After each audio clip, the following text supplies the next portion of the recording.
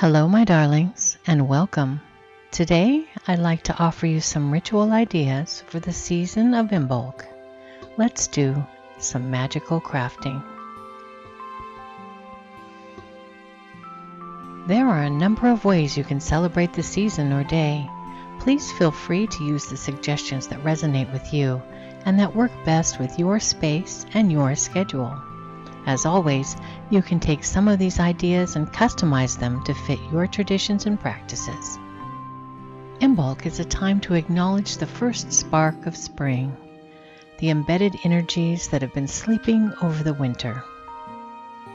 It is a time to celebrate new beginnings, purification, and the hearth and home. Traditionally, the goddess of the hearth is honored, and in the Celtic pantheon, Brigid is the goddess of the forge, the hearth, and the sacred flame.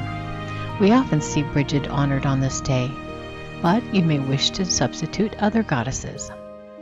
In the Greek pantheon, Hestia is the goddess of the hearth, or Vesta for the Romans. In the Norse pantheon, Frigga is the goddess of hearth and home. And in the Egyptian pantheon, the goddess Hathor, wife of Horus, is the goddess of happiness and protector of the hearth. In the German pantheon, Frau Holly is seen as a goddess of hearth and home, among other things. There are more goddesses from many cultures you may wish to celebrate, or you may wish to honor the divine feminine in all of her guises. If you'd like to celebrate the spirit of winter by honoring a goddess of the hearth, it's a good time to focus on domestic crafts as part of ritual.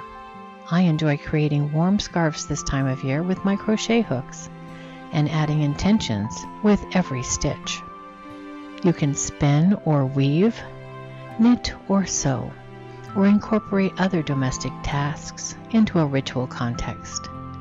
I like to do spell work to enhance creativity and spark ideas for my magical crafting.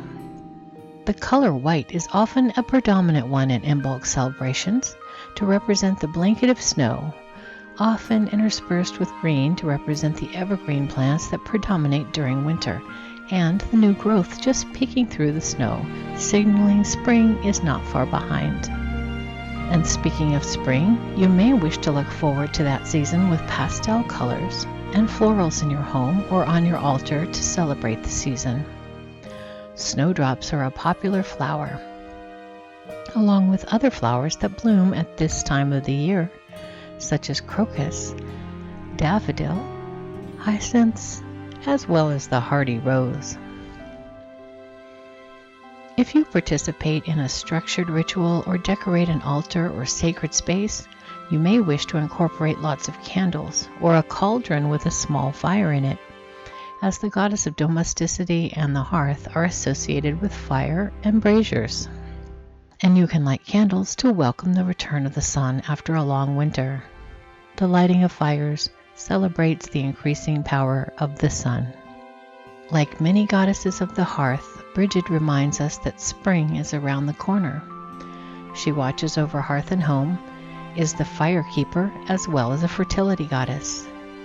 You may wish to make a floral crown or wreath as a decoration for your altar or home. You can create a lush wreath filled with evergreens and spring flowers, interspersed with white candles and ribbon, or leave off the candles and hang it on your door for Imbolc. If you make a crown, never wear it with the candles lit, and never leave a lit candle unattended on your altar or anywhere else in your home. You may wish to exchange battery-operated candles for real ones, or omit them entirely to use fairy lights instead. Imbolc is the midway point between winter and spring. It's a time to welcome the rebirth of the sun. It is also a time of contemplation, to think about the year that has passed and the mistakes or successes you've had and what you learned from them to help you achieve your goals, dreams, and ambitions for the coming year. This can be a time to plan out a spring garden or make space for new beginnings in your life. You may wish to spend some time reviewing your intentions for the year. Because Imbolc is associated with new beginnings and purification, it's a great time to do some spring cleaning. You can create an eco-friendly cleaning solution by infusing fruits and plants of the season in vinegar. I especially like orange and lemon peel or pine-infused cleaners. Feel free to experiment with your favorite herbs and essential oils. In the spirit of purification, you may wish to take a ritual bath to celebrate.